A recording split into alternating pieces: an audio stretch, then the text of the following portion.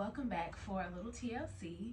So I did this great job of bringing my tripod to work because I was going to record my video, and of course I forgot it, I think in the car. So I've just like rigged something up, so hopefully y'all are able to hear and see me well.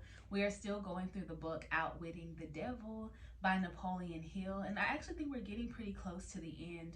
This week we're going over chapter 10, I believe, which focuses on self-discipline. The devil says that self-discipline is one of the most, if not the most important character trait to have in order to avoid getting into this habit of drifting. And so I'm really excited to talk about the three main areas in which we need to have self-discipline in order to be successful. So let's get into it.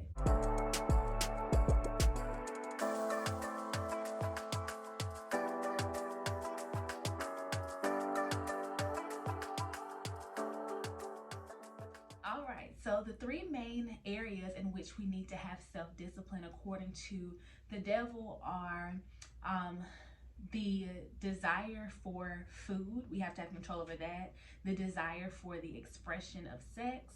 And thirdly, the desire to express loosely organized opinions. So the big thing is self-control or self-discipline. And we have to, again, have control over the desire for food, the desire for the expression of sex, and the desire to express loosely organized thoughts.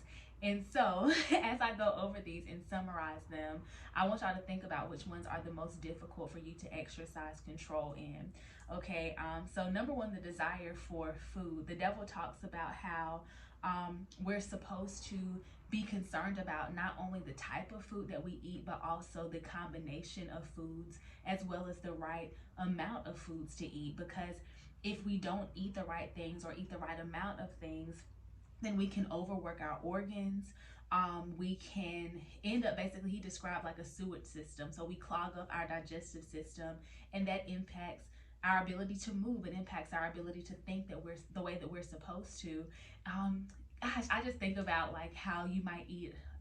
I'll talk about myself. I don't know about y'all. How I might eat a whole lot of junk and then I get the itis, or I'm unable to function for a certain period of time. And so I really do think that the way we eat does impact our thoughts and our ability to just like get around and function in the way that we're supposed to. So the devil's, he talks about how this is a natural thing. Like, of course, we need to eat, but we do need to be very conscious of what we put into our bodies physically. The devil talked about how people may be plagued with headaches, and 95% of them, if they just did a detox, would have those headaches disappear.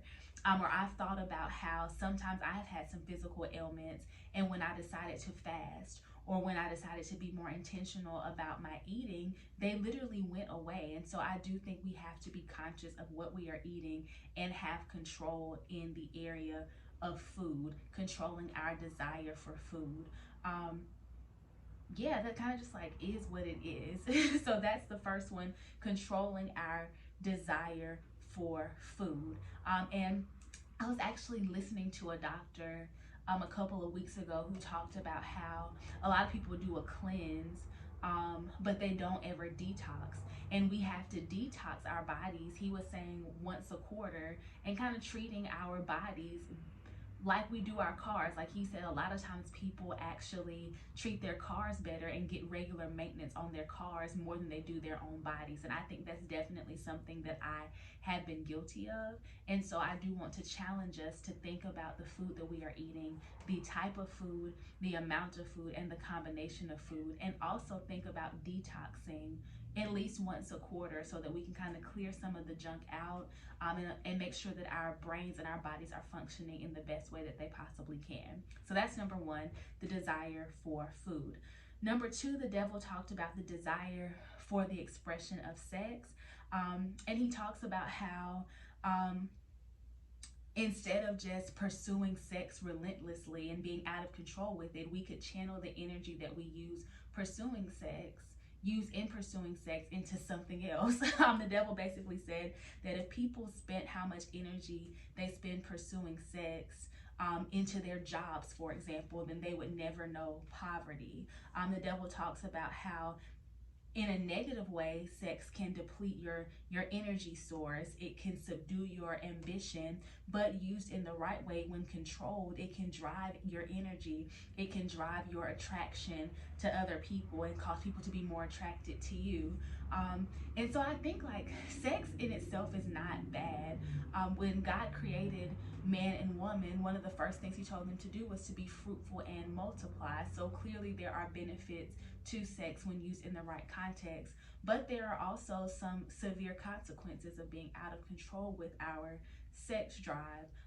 Having babies all over the place. Now you might be put on child support and have like all these additional expenses.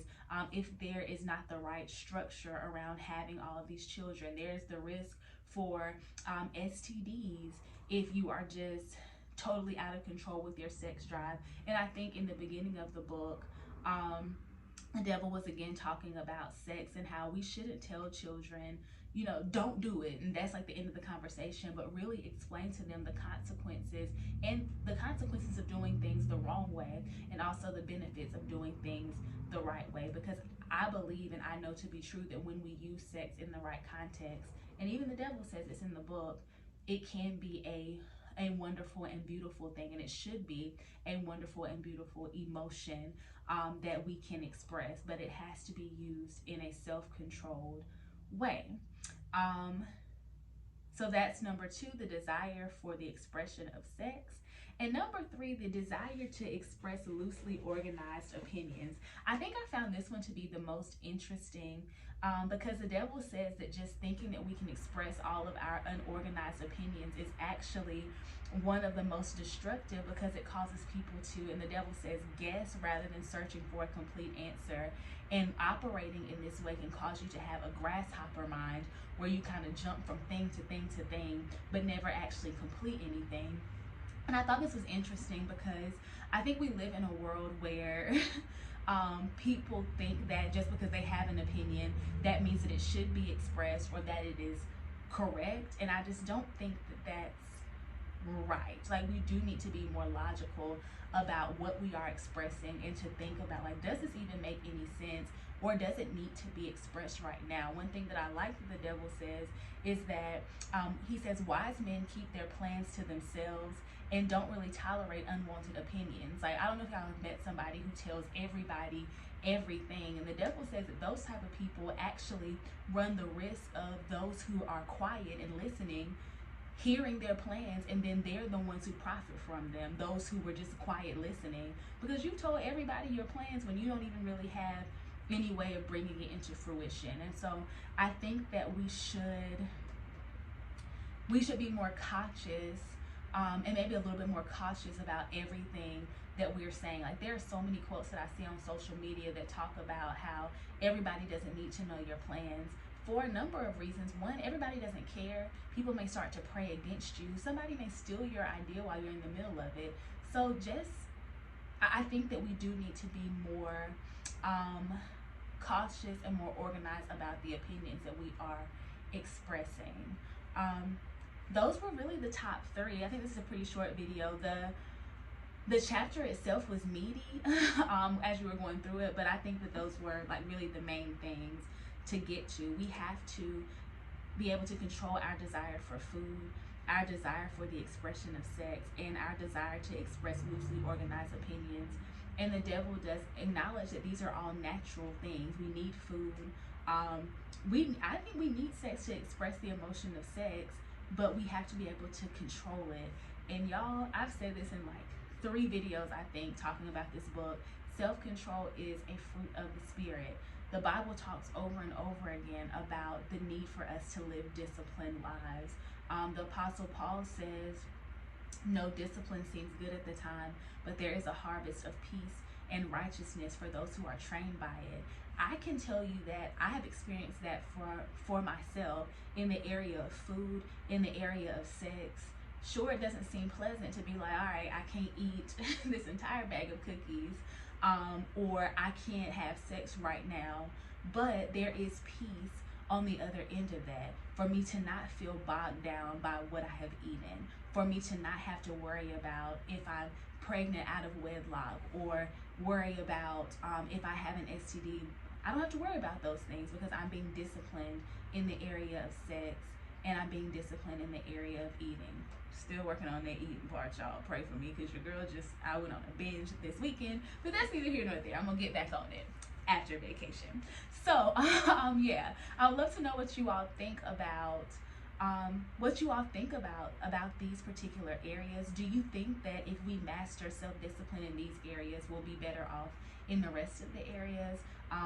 Which one of these, the desire for food, the desire for expression of sex, or the desire to express loosely organized opinions, is the hardest for you to grapple with? I'd love to know what you all think. Make sure you like, comment, and share. We are getting to the end of this book, so I would like for you all to just finish it off. I was trying to decide. I'm going on vacation next week, and so I'm actually going to be out of town, and so I was trying to decide if I wanted to post a video. This is what we're gonna do. So instead of me posting a video next week, I would like for you all to go ahead and finish the book Outwitting the Devil. And so I will come back. I actually think there's a, will I still be out of town? Yeah, I think I'll still be out of town. So no, I won't. What we're gonna do is finish up the book. I'm gonna take a break next week so that I can enjoy my vacation fully, because we're supposed to rest, we're supposed to enjoy ourselves and our time with our families. And so I will be back on July the 31st, and we'll wrap up Outwitting the Devil, and then I'll probably do a summary the very next week. So your assignment is, 1, to comment which one of these self-control areas is hardest for you, but number 2, finish up the book Outwitting the Devil, so that on July the 31st, we'll kind of have our culminating video where we end the book. All right, I hope you all have a wonderful week, and I will see you next time for a little TLC. Bye-bye.